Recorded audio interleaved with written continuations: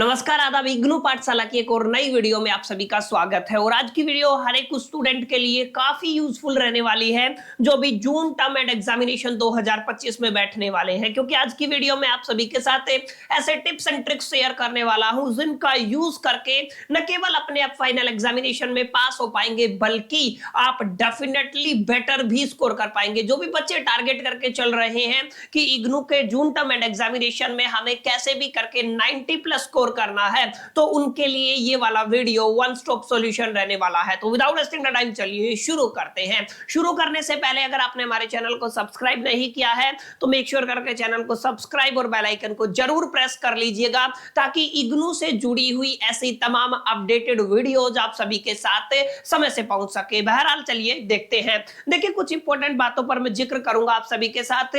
हमारा जो ये वीडियो है वो किन टारगेट ऑडियंस के लिए है, वो है जिनका भी इग्नू के अंदर जून टर्म एंड एग्जामिनेशन 2025 में होने वाला है। हम बात करेंगे कैसे आप लोग 90% प्लस स्कोर कर सकते हैं। जब हम इस वीडियो को रिकॉर्ड कर रहे हैं रिसेंटली इट्स मार्च, ये आपका मार्च चल रहा है और मार्च के अंदर आप सभी को पता है आपके असाइनमेंट का सिलसिला जारी है। आप लोग रेगुलर बेसिस पे अलग अलग रीजनल सेंटर के अंदर आप अपने असाइनमेंट सबमिट कर रहे होंगे। तो आपको ये जरूर फोकस करना है कि केवल आप लोग स्टडी करके किसी भी पेपर में 90+ स्कोर नहीं कर सकते हो इग्नू के अंदर। अगर आप लोग 90+ स्कोर करना चाहते हो किसी भी पेपर के अंदर इग्नू के अंदर, तो आपको दो चीजों का कॉम्बिनेशन चाहिए, दो चीजों का कॉम्बिनेशन चाहिए। पहला, आपको आपके असाइनमेंट पर फोकस करना है, मतलब आप असाइनमेंट पर फोकस कीजिए। असाइनमेंट का 30% कंट्रीब्यूशन रहेगा, प्लस में थ्योरी एग्जामिनेशन का 70% कंट्रीब्यूशन रहेगा।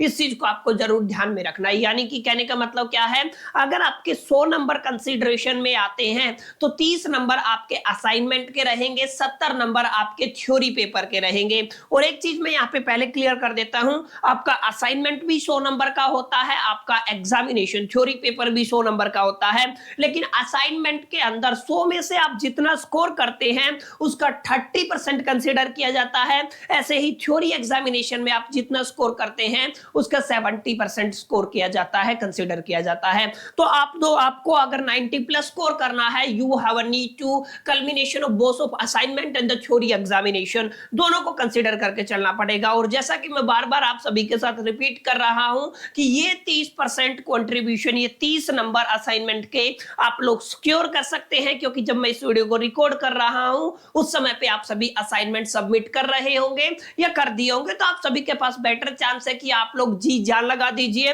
और अपने असाइनमेंट को बेहतरीन से बेहतरीन प्रिपेयर करके सबमिट कीजिएगा।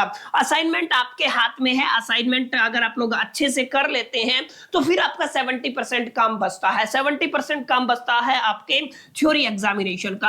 अब आप लोगों को पता है थ्योरी एग्जामिनेशन की प्रिपरेशन के टाइम पे काफी बच्चों को स्टडी मटेरियल से रिलेटेड दिक्कत है। आप सभी को पता है, आई होप कि बहुत सारे ऐसे बच्चे होंगे जिनको अभी तक स्टडी मटेरियल भी डिलीवर नहीं हुआ होगा।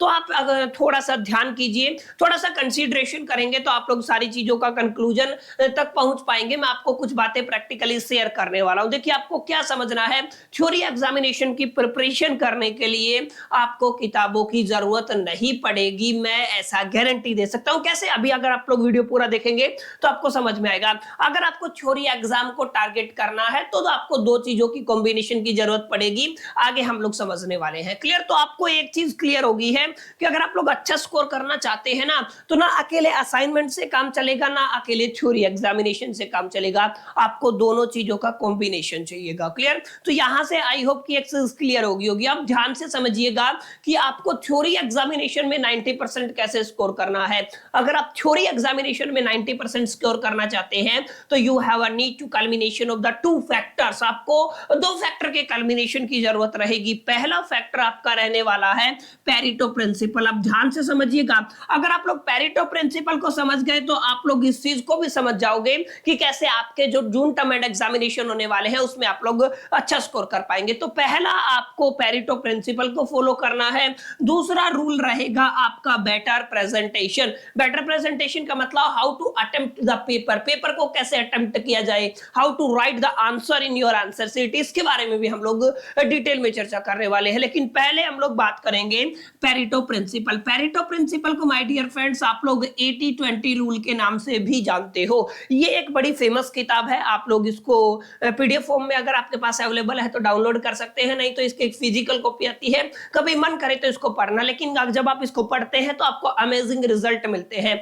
क्या कहती है ये आपकी बेसिकली रूल, पेरेटो प्रिंसिपल ये कहता है कि जो आपका एंटायर सिलेबस रहने वाला है माय डियर फ्रेंड्स, उस एंटायर सिलेबस में आप लोग दो कॉम्बिनेशन लेके चलते हैं, 80% और 20%। ये आपका 20% एंटायर सिलेबस आपको 80% मार्क्स दिला सकता है। और ये ना केवल आपके केवल एजुकेशन एज की बात करें, बल्कि हर एक सेक्टर में चीजें काम करती है। यानी कि हर एक फील्ड के अंदर कुछ 20% ऐसे फैक्टर्स होते हैं जो 80% रिजल्ट देते हैं, और 80% ऐसे फैक्टर होते हैं जो केवल आपको 20% तक ही पहुंचा पाते हैं। कहने का क्या मतलब है? कहने का मतलब ये है कि जब आप लोग इग्नू के अंदर एग्जाम की बात करते हैं, एग्जाम के अंदर आपका एंटायर सिलेबस आता है, और एंटायर सिलेबस के अंदर केवल 20% ऐसे इंपॉर्टेंट टॉपिक्स हैं जिन तक आपको पहुंचना है। बस अगर आप इन 20% इंपॉर्टेंट टॉपिक्स को कवर कर लेते हैं तो आप अपने फाइनल एग्जामिनेशन में 80% मार्क्स जरूर कवर कर पाएंगे। This is the Pareto principle. तो पेरेटो प्रिंसिपल की आई होप कि कंसिडरेशन और डेफिनेशन आपको समझ में आ गई होगी कि आपको केवल वो 20% टॉपिक्स पर पकड़ करनी है जहां से आपके एग्जामिनेशन में पेपर आता है। अगर आप उन 20% टॉपिक्स को प्रिपेयर कर लेंगे ना तो आपको डेफिनेटली फाइनल एग्जामिनेशन में काफी हेल्प मिलेगी। तो पहले मैं आपको बताता हूं ये 20% टॉपिक्स आपको कहां से मिलेंगे। अब ये 20% टॉपिक्स आपको मिलेंगे आपके पिछले 5 इयर्स के पीवाईक्यूज से। आई होप ये चीज आपको समझ में आई होगी। इग्नू के अंदर 5 साल के पीवाईक्यूज आपको डाउनलोड करने हैं, और 5 साल के पीवाईक्यूज को जब आप लोग कंपेयर करके देखेंगे तो आप पाएंगे टॉपिक एक ही है, घुमा के चीजें पूछी गई है, यानी कि क्वेश्चन घुमाया गया है, आपका जो टॉपिक है वो सेम रहने वाला है। आपको 5 साल के पीवाईक्यूज इग्नू के कंसीडर करने हैं। 5 साल के पीवाईक्यूज को कंसीडर करके आपको वहां पे एनालिसिस करना है, और अगर आपने 5 ईयर के पीवाईक्यूज कंसीडर करके एनालिसिस कर लिए, आई एम 100% डैम श्योर कि आपको पता चल जाएगा ये वाले वो 20% टॉपिक्स है आपके रिस्पेक्टिव सब्जेक्ट के अंदर जहां से हमेशा क्वेश्चन पूछा जाता है। अब कुछ बच्चों के कंफ्यूजन होगा कि सर हमें ये नहीं पता है कि हमें एग्जैक्टली अपने कहां से आपके पीवाईक्यूज को डाउनलोड करना है। तो देखिए बहुत बेसिक सी चीजें हैं, मैं अभी आपको समझा देता हूं कि एग्जैक्टली आपको किस तरीके से आपके पीवाईक्यूज को डाउनलोड करना। सिंपल से आप लोग कोई भी ब्राउजर खोल लीजिएगा, और यहां पे आपको क्या करना है, आपको सबसे पहले लिखना है आपके इग्नू पीवाईक्यूज, बस डायरेक्ट आपको यही लिखना है, ठीक है ना।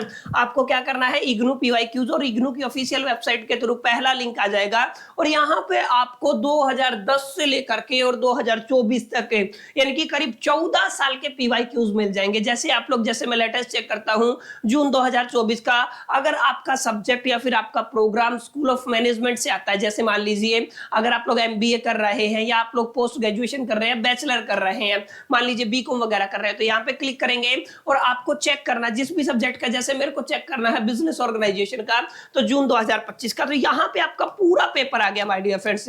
आप लोग चेक कर पाएंगे, बहुत छोटा सा पेपर होता है और इसी से आपको आइडिया लगता है कि क्या क्या चीजें रिपीट होने वाली है। ऐसे ही आप लोग किसी भी पेपर को चेक कर सकते हैं, आप लोग बिजनेस एनवायरनमेंट को, एलिमेंट ऑफ ऑडिटिंग को चेक कर सकते हैं। ऐसे ही यानी कि तमाम पेपर आप सभी के सामने आ जाते हैं और आप लोग इजीली यहाँ पे एनालिसिस कर पाएंगे पिछले 5 साल के पीवाईक्यू से कि कौन कौन सी चीजें आप सभी के लिए इंपॉर्टेंट साबित होने वाली है। तो अगर आपने पेरेटो प्रिंसिपल का इस्तेमाल किया ना तो डेफिनेटली आप लोग अपने फाइनल एग्जामिनेशन में बेहतर स्कोर कर पाएंगे। लेकिन अब बच्चे काफी कंफ्यूज होंगे, सर आपने कहा कि स्टडी मटेरियल की जरूरत नहीं है, इन 20% टॉपिक्स को प्रिपेयर करने के लिए तो हमें स्टडी मटेरियल की जरूरत पड़ेगी। तो इसका आंसर है नो, आपको स्टडी मटेरियल की जरूरत नहीं है। आंसर में कैसे, आंसर शीट में कैसे आंसर लिखना है, ये 20% टॉपिक्स की भी अगर आप लोग रिसर्च नहीं कर सकते हैं तो उसका भी सॉल्यूशन है। अगर आप लोग इस वीडियो के नीचे तमाम अच्छे अच्छे कमेंट करते हैं ताकि इसके ऊपर एक अच्छा एंगेजमेंट वीडियो के ऊपर देखने को मिले, तो डेफिनेटली हर एक सब्जेक्ट के रिस्पेक्टिव जो 20% टॉपिक्स है मैं वो आप सभी के साथ लेके आऊंगा, आपको प्रॉपर तरीके से समझाऊंगा अलोंग विद द आंसर की अगर आप आंसर शीट में आंसर लिखते हैं तो कैसे आप लोग उसको अटेम्प्ट करेंगे। आपको सिर्फ एक कमेंट करना है कमेंट बॉक्स में कि आप लोग कौन से प्रोग्राम से हैं, कौन सा सब्जेक्ट आपके पास है और कौन से सब्जेक्ट से रिलेटेड आप लोग वीडियो चाहते हैं। तो अगर आप लोगों ने पेरेटो प्रिंसिपल को फॉलो कर लिया तो 80% काम का आपका काम हो गया है और केवल 20% माय डियर फ्रेंड्स आपका बचता है क्या, बेटर प्रेजेंटेशन। अगर आप लोगों ने प्रेजेंटेशन बेटर कर लिया तो डेफिनेटली आपका काम हो गया है। अब बेटर प्रेजेंटेशन में आपको कुछ इंपॉर्टेंट बातों का ध्यान रखना है। पहला पॉइंट है आपको हेडलाइंस का इस्तेमाल करना है। जब भी आप लोग हेडलाइन बनाते हैं तो कोशिश कीजिएगा कि हेडलाइन आप लोग डेफिनेटली ब्लैक पेन से बनाएं और आंसर को ब्लू पेन से अटेम्प्ट करें। अब इस चीज में काफी बच्चों को प्रॉब्लम ये आती है कि सर हमारे पास इतना टाइम नहीं होता, टाइम ज्यादा कंज्यूम होता है। तो मैं आपको एक सिंपल रिकमेंडेशन देता हूं, आपको कुछ नहीं करना, आप हेडलाइन लिखते जाइए। आप लोग पेन चेंज मत कीजिए। जैसे अगर आप लोग ब्लू पेन का इस्तेमाल करते हैं, ब्लू पेन से ही हेडलाइन का टाइटल दे दीजिए, आंसर लिख दिए, लेकिन लास्ट के 5-10 मिनट निकाल के आप हेडलाइन को हाईलाइट कर दीजिएगा तो आपका ज्यादा टाइम भी कंज्यूम नहीं होगा और डेफिनेटली आपकी प्रेजेंटेशन बेटर हो जाएगी और आपका एग्जामिनर जो होता है उसको इंप्रेस करने में ये आपकी काफी हेल्प करेगा। सेकंड पॉइंट आपको ये है कि कोशिश कीजिएगा कि पॉइंट्स में, बुलेट पॉइंट्स में आप अपने आंसर को लिखें। बहुत सारे ऐसे स्टूडेंट हैं जो पैराग्राफ की फॉर्म में अपने आंसर को लिखते हैं जहां पे उनके मार्क्स कटने के चांसेस ज्यादा होते हैं। इग्नू के अंदर आप कोशिश कीजिएगा कि आप अपने आंसर को पैराग्राफ की फॉर्मेट में ना लिख के और बुलेट पॉइंट्स की फॉर्मेट में लिखें, पॉइंट्स के फॉर्मेट में लिखें, तो यहाँ पे बेटर चांसेस है कि आपके 1-2 नंबर बढ़ सकते हैं। और आपको कीवर्ड्स का इस्तेमाल करना है, जो भी इंपॉर्टेंट वर्ड है उसको हाईलाइट कर देना है। इस चीज को आपको जरूर रखना है, जरूर ध्यान रखना है। जैसे एमसीबी कोई इंपॉर्टेंट वर्ड है, इसको मैं हाईलाइट करता चलूंगा। अगर आप लोग कीवर्ड्स का इस्तेमाल करेंगे ना तो डेफिनेटली ये 4 चांद लगाने में आपके प्रेजेंटेशन में काफी हेल्प करेगा। लास्ट एंड फाइनल पॉइंट रहने वाला है, आप लोग कोशिश कीजिएगा मिनिमल से मिनिमल कटिंग कीजिएगा। कोई रफ वर्क करना है तो आप लोग सीट के लास्ट पेज पे जाके कर सकते हैं, वहीं पे आप लोग ज्यादा कंजस्टेड मत कीजिएगा, प्रॉपर स्पेसिंग के साथ नीट एंड क्लीननेस को मेंटेन कीजिएगा। अगर आप लोग ऐसा करते हैं तो डेफिनेटली आपकी प्रेजेंटेशन बेटर होगी। न केवल आपकी प्रेजेंटेशन बेटर होगी बल्कि पेरेटो प्रिंसिपल को फॉलो करके आप 90% प्लस का जो टारगेट लेके चल रहे हैं वो जून टर्म एंड एग्जामिनेशन में आप लोग डेफिनेटली स्कोर कर सकते हैं। तो एक छोटा सा वीडियो था जहां पे मैंने कुछ इंपॉर्टेंट टिप्स एंड ट्रिक्स आप सभी के साथ शेयर की, जिनका इस्तेमाल करके आप लोग अपने जून टर्म एंड एग्जामिनेशन को बेटर बना सकते हैं। और आई होप कि आपको वीडियो पसंद आया होगा, वीडियो अच्छा लगा होगा। वीडियो अच्छा लगा तो इसे लाइक कर दीजिएगा, फ्रेंड्स के साथ शेयर कर दीजिएगा। फर्स्ट टाइम आए हैं तो चैनल को सब्सक्राइब जरूर कर लीजिएगा। इस वीडियो में इतना ही, चलिए मिलते हैं नेक्स्ट वीडियो में। जब तक के लिए मिलते हैं, all the best, till the keep learning.